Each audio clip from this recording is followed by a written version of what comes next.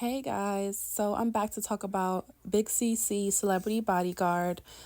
He talks about his account with Lil Rel. This was a few years ago.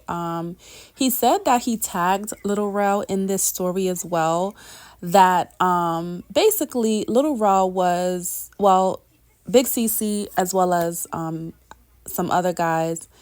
And I don't know if Big CC was saying that he's a part of the Vice Lords, but the people who Lil Rel were making fun of were a part of the Vice Lords. I'm probably messing this story up. Anyway, Lil Rel was cracking jokes on them. They were just waiting to get into the club.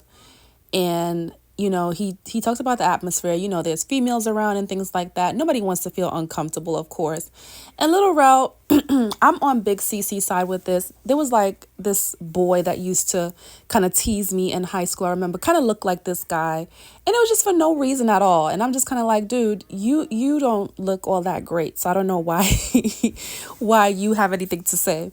But Big CC, I really love his interviews and where he's coming from.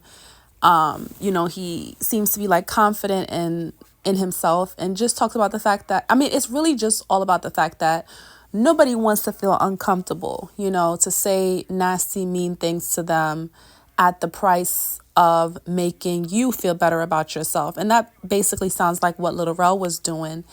And he said him and his brother were about to go into the club, but then Lil Rel kept cracking jokes, kept carrying on.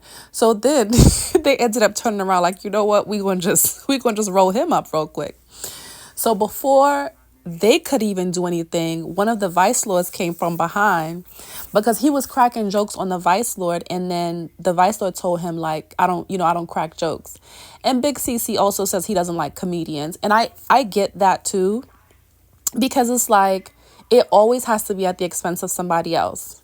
So I share that same sentiment with him as well. Anyway, he said before he or his brother could do anything, the Vice Lord came from the back and it hit him. And then, listen, the story was so comedic.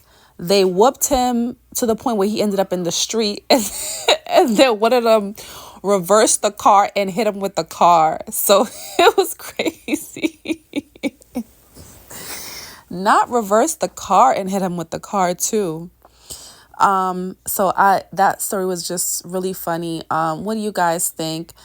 Big CC also talks about the fact that a lot of these stories that he's come out with, no one has came out to refute them.